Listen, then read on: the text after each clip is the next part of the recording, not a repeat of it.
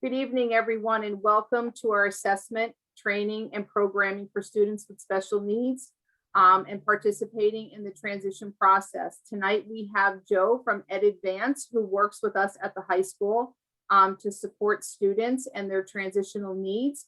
So Joe, I'm going to let you take it from here, introduce yourself, and move on with the information you want to share with the parents.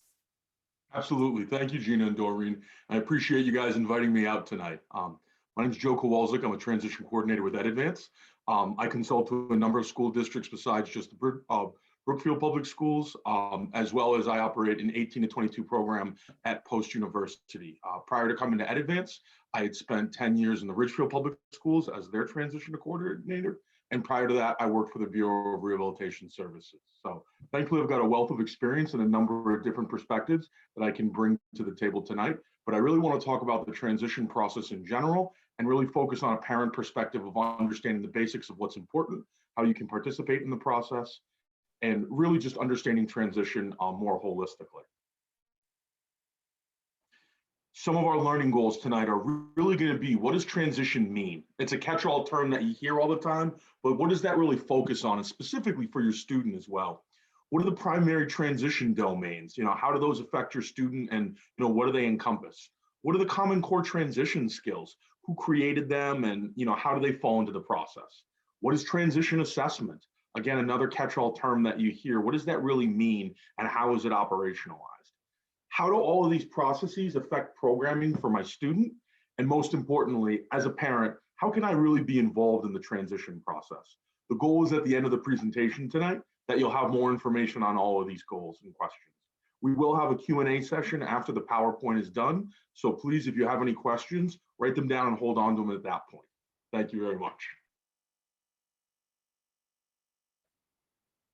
So transition services, when you look at it holistically, I included the IDEA definition, but what I really want to focus on, and not just reading what's there, is that it's a results-oriented process, but it's also focusing on a number of different areas that have to do with future planning. So we're really looking at what the outcome here is for someone and backwards chaining. Where is someone heading in the future, and what are the things that need to happen between now and then? It's really hard to predict for a learner, especially early in their secondary educational career, where they're going to be after they're done with post-secondary education, or after they're done with secondary education, and as they move into their post-secondary life. So it's important to really think about, where are we going in the future, and what are those coordinated set of services that are going to help a person get to what that outcome is going to be. Because that's really the heart of transition, is having an outcome, having a goal that you're working towards. And goal more in a sense of something that you're moving towards, and not just the goals and objectives that you're working on more in the moment. Those are really more the micro, and this is really looking at more of the macro. What's the big picture of where we're heading in the future for someone? Transition services in the state of Connecticut legally need to start at the age of 16 or the age of 14 if your student's label is autism on their first page of their IEP. So really, these services need to start at some point early in someone's high school career. Again, depending on their age, some of these might also begin in late middle school, but really, we're talking about a late high school secondary experience. The IEP itself must include measurable goals in post-secondary education and employment that are informed by age-appropriate transition assessments. So that's why assessment and those domains are so important. We also need to really understand, what's the course of study? What are the things that are going to happen along someone's secondary education career that help them to come to that outcome? You'll also see a section that addresses the age of majority.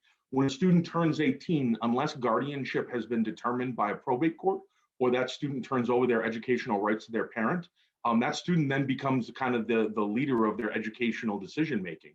So having students really understand, what does that mean when you reach the age of majority, and how does that affect your rights? You'll see later on, and if you've had any PPTs, that you'll receive the Transition Bill of Rights that outlines that from a really litigious standpoint, but breaking that down further so someone can really understand, what does it mean to be in charge of your own decision making moving forward? So when we're looking at transition, transition isn't just a related service. It looks at really kind of all parts of a student's educational experience, their instruction, related services, community experiences, development of employment, other options, and potentially the acquisition of daily living skills. I'll talk to this a little bit more specifically as we get into the transition domains, but we really want to look at someone's strengths, interests, preferences in all of these areas as we start to make these decisions and determinations about where someone's going to be moving towards in the future. And it really does want to look like a more coordinated set of experiences that someone is really moving through in this process. And again, it's affected by all aspects of their education, not even just their special education services, but all pieces of someone's secondary education career really culminate in the end of that transition process. So this is a very, very, very busy slide, but this is the transition page of the IEP.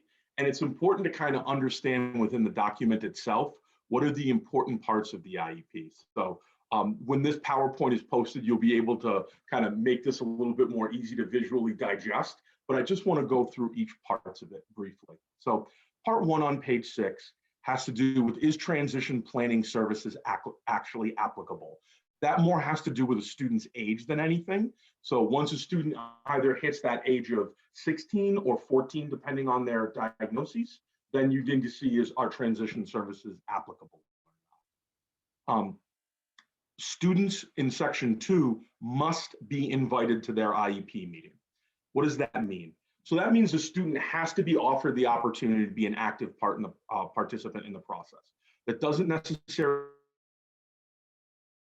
mean that they have to attend. It doesn't mean they have to attend for the entirety of the meeting, but it does need to exist that the student was offered the opportunity to participate meaningfully in their PPT. As students mature, we want to see them be part of the decision-making process, as eventually they will reach that age of majority, and they do need to be part of this process.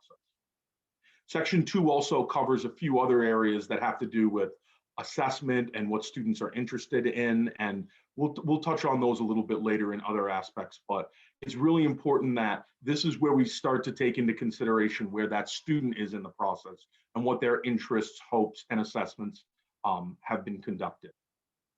Section 3 actually outlines what the specific transition assessments are.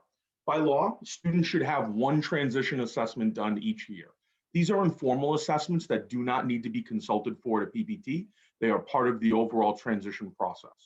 So these could be as specific as triennial testing or something that is consented for, or it could be as broad as just general measures that are used as benchmark data. Anything that's really used to help that student make a decision about their future and what's important to them in the transition process overall.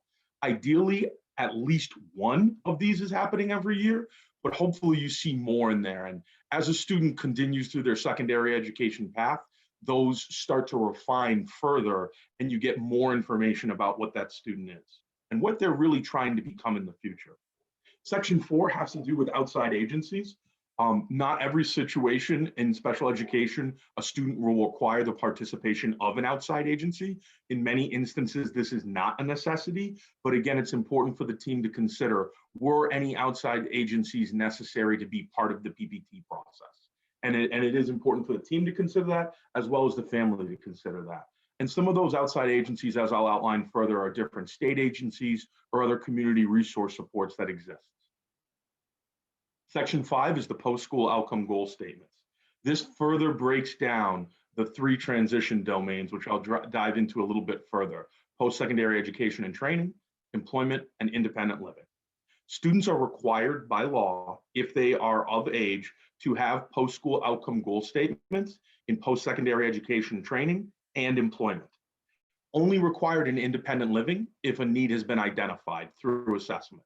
So regardless, someone's got to have a goal that they're working towards in employment and post-secondary education. This doesn't necessarily mean that a student has to be formally competitively employable or that a student has to go through formal post-secondary education, but the presumption is that students will be lifelong learners and lifelong workers, and this is where that goal is going to be outlined in the future. More importantly, these post-school outcome goal statements have a specific format that they should be written in, and that format should look at future, not what a student is working on now. That's more for the goals and objectives that go into page 7. These are more designed for where is someone going in the future. So early in somebody's secondary education career, these goals might be very broad or sometimes even a little pie in the sky, but ideally they'll be refined down throughout someone's secondary education career to really measurable goals that reflect someone's interest in the future. Section 6 is having to do with the course of study needed to meet those activities. Ideally, in this section, it's outlining some of the very specific things that are happening as part of the students' educational programs, electives they're taking, clubs that they're in, services that we're receiving that help align to what their goals and objectives for their life are going to be in the future, and all those other pieces besides what's on their service grid that goes into being part of that process. Section 7 has to do with age of consent. As we said earlier, students are legally we need to legally inform students of when they are going to reach the age of majority. And this is where we note on the IEP that we have done that as a team.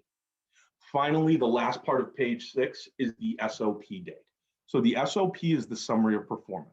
The summary of performance signifies the exit of a student from special education throughout their career. Now, there's a number of different criterias, which I know teams will be going through in future trainings about the IEP process itself. But this is important to say, when is the team projecting that this student will leave secondary education and complete all transition services? This date is often a projection, but it's important to know because it becomes a guiding date for where the team is working towards. The transition domains. So these are the 3 primary areas that are really focused in transition. All of these domains have subdomains within them, and some of those domains overlap on each other. As I said prior, the 2 most important ones are employment and post-secondary education, as those are required for all students who participate in special education. Everybody must have goals and objectives around those 2 areas. Independent living skills are treated a little bit differently. Employment doesn't necessarily have to mean competitive employability. Employment can be anything that someone is working towards that's meaningful in their life. So often parents will say, my student is not going to hold a job full-time in the future, but they're not capable of doing that kind of job. That's more traditional, and that's okay. Also within the employment domain, besides looking at competitive employability, we also look at a student's interest, aptitude, preferences, really understanding what do they like and what are they good at, because those are many of the important factors that lead towards employment in the future. So not just having a resume or not just having an initial job experience, but really understanding the soft skills around work, the stress management, the coping strategy to be successful in the employment environment, all aspects that could go into there. So as you start thinking about some of these domains, it opens up your mind to transition not being just a related service, but also having to relate back to other things like social behavioral strategies. If you have a student who's working on coping strategies and managing a stressful environment, that directly relates back to employment, and the employment domain is often a really important reason why someone obtains or maintains a job. Post-secondary education is very similar. It doesn't just have to do with investigating what colleges are out there or what formal training programs, but really the skills to be a lifelong learner. So if someone has pure academic goals, say language arts or math, those are absolutely part of their post-secondary education planning. But it also has to do with the executive function, the self-advocacy, self-determination. All those factors go into being a successful student, both in the short term and the long term. So evaluating students in those areas, understanding what needs are, and being able to write targeted goals and objectives to understand all aspects of that domain, and not just looking at someone's academic capacity. It comes down to someone holistically as a learner. All aspects of that fall within the post-secondary education domain. As I said, for independent living skills, this really targets more significantly impaired population. You know, students who really do learn differently, and we need to focus on teaching some of those independent living skills during the day. Typically, students who are assessed in this domain have had a more targeted assessment done, such as a Vineland or an AFLS or the checklist of adaptive living skills, and it's really targeted specific learning that needs to go on during the school day. Every student could benefit from learning more about budgeting and finance and understanding some of the more advanced activities of daily living, but unfortunately, there are learners in our building who struggle with some of the most basic independent living skills. Being able to tie their shoes, being able to brush their teeth, being able to tell time. and understanding students who have more complicated learning needs and addressing them in a more organized way through the independent living section can be really, really important for a segment of our population. So I understand that this section is usually one of the more complicated in terms of students who have very complex learning profiles, and kind of understanding what are the things that we need to work on in that area to build towards independence, knowing that not every student who graduates from Brookfield High School, whether at 18 or 22 or anywhere in between, might not always be fully independent in that area. So it's important to understand that, and that it's very specific to your learner. The Common Core transition skills, which I've set a link to here, have been set forth by the Transition Task Force in 2015. The Transition Task Force was set forth by the state of Connecticut to really look at what are the important skills that learners should have as they start to finish their secondary education career and come to the end of transition.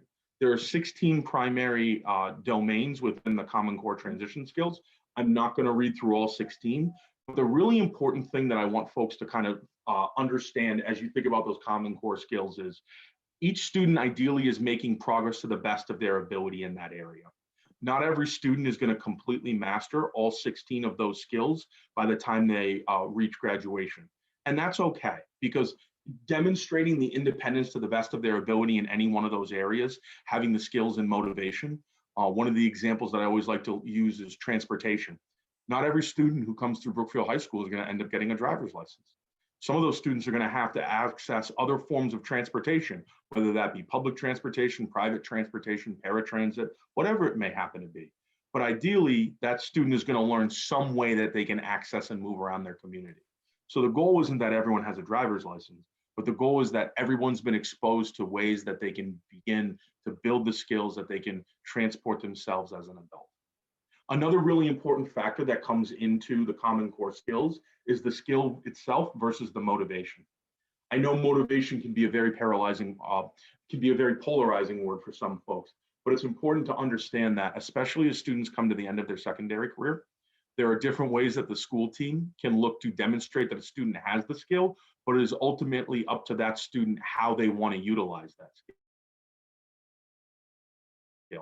And while that skill might be utilized in a way that the team doesn't always necessarily agree with, that's important to take that student's goals, wishes, and capacities into consideration as we look to build programming or move someone into future programming.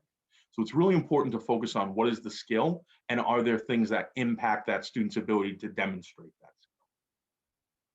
I would highly recommend, if anyone has questions about the Common Core skills, to go to that area, take a look, and then you can always bring those questions back to the Q&A chat later, or reach out to any of the school team, your case manager or administrative team if you have questions in those areas. Transition assessment. One of the most important parts of the IEP is coordinated assessment of students' needs. I always love to use the term interest, aptitude, and availability. Those are the three factors that really come into somebody getting a job, going on to post-secondary education, and it's those three things all weighing together equally. Someone can be really interested in something, but not have the aptitude to be successful at it. Someone can be really interested in something, have the aptitude to be successful at it, and that job not be available. So all three, or that training option. So all three of these areas really have to work in unison. And when we assess employment or we assess post-secondary education, we have to look through the lens of what is somebody interested in, what is somebody capable of doing, and is what they're interested and capable of available to them in the community. And that really becomes the crux of assessment. There are hundreds of transition assessments, some incredibly comprehensive, some of them incredibly simple. And your case managers at the high school and some at the middle school level have been trained in a number of different ways to assess the three primary transition domains in interest, aptitude, and availability. And it's important to look at, is the team looking at the information through these three lenses? And are those answers aligning to where my child, my learner is? So really asking those questions, what is somebody interested in? What is somebody capable of? And what options exist in the community? If you can answer those questions, more times than not, you will have a coherent plan for next steps. As I said, it's important that at least one assessment is done each year, but because we have multiple domains and multiple areas within those domains, it is often that more assessments might be needed over time or formal transition assessments. And it's important as a parent in the process to be asking the question, has this been looked at? Is this fully understood? Do we have a great handle in this area? Because it's really, really easy to fall into very simple paths there and say, this is what everyone else is doing. But doing further in-depth assessment really offers you an opportunity to plan better for someone's future. So the programming is driven by this assessment and the information that we have. We really want to see targeted goals and objectives. As we said earlier, there will always be an employment goal and there will always be a post-secondary education goal. And making sure that those are on point to what those needs are as determined by the assessments is critical.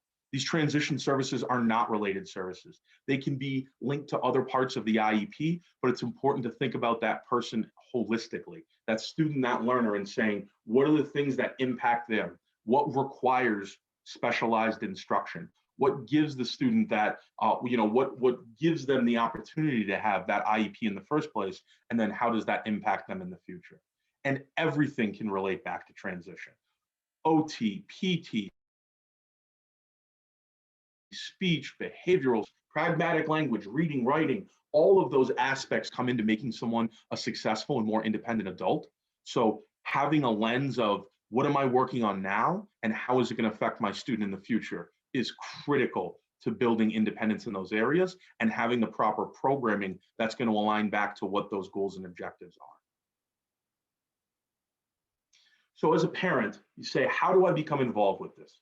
First and foremost, being in the PPT and asking the questions, not just asking the questions of the PPT team, but asking the questions of your learner. What are they interested? Is their voice being heard? How are they part of this process? The assessment feedback is critical. What assessments have been done? How those relate back to my students' interests? Are those aligning to what their aptitudes are? And are they realistic plans for the future? Always asking good questions about, and there are no bad questions. What's being done in this area? How is employment being looked at? How is post-secondary education being looked at? What my student learning now, how does this relate to their ultimate goal in the future? There are other outside resources, as I suggested before, the Department of Developmental Services, which works with students who have intellectual disabilities or autism. The Department of Social Services, which hosts a whole wide variety of different services that can help someone with in-home supports, wraparound supports, behavioral, financial compensation. The Department of Aging and Disability Services. Some people might know that more specifically as BRS or DOORS. DADS is actually the acronym. I know that's the acronym that is out there that encompasses the entire agency. But what they focus on is employment. Teaching students the skills to obtain and maintain competitive employment. And it's nice to get their program involved early on. The specific program operating within Brookfield High School right now is called Level Up. And it's a really nice way if you have concerns in the employment path to help someone get the opportunity to get meaningful work experiences during their secondary education career. And last but not least, the Department of Mental Health and Addiction Services.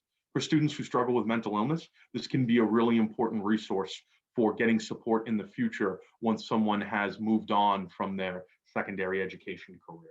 So these are all different ways that parents can be involved in the transition process by not just being in the PPT, but asking the questions, looking at the assessments, being part of the assessment process, and giving their feedback to how the team moves forward. That is it. If we want to move on to the Q&A portion, I appreciate everybody listening.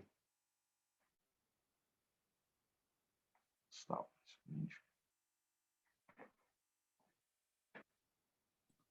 If anyone has a question at this time, you are more than welcome to put it in the chat so Joe can answer that question.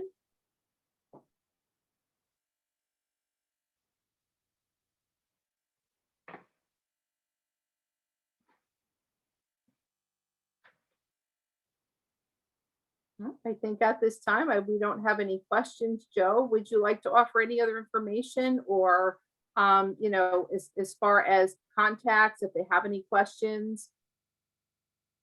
Always first for the transition process, if you have any questions, always reach out to your case manager. That is the person who's most intimately knowledgeable about your child. And I always suggest if you first have any questions, start there. If what the answer you get doesn't make sense, move up to the supervisor. Doreen Fontana is wonderful and is always available to answer any questions. And even if it moves past that, you can always reach out to Ms. Wygonic. She's absolutely wonderful and very knowledgeable about this process as well. I am currently working with the Brookfield Public Schools and providing my consultation services. And if there are specific questions in that realm, I'm always happy to be available to answer any questions. But please, please, please, always start by reaching out to your child's case manager. That's the most important relationship you can have as a parent with the special education team. And that person is going to have the most intimate knowledge about your child and help guide you to the right answer. Okay. All right, Joe, we can't thank you enough for being here tonight and taking the time to provide the parents with this information. So thank you again, Doreen. Thank you also for both of you working with our team at the high school to support the students with this process.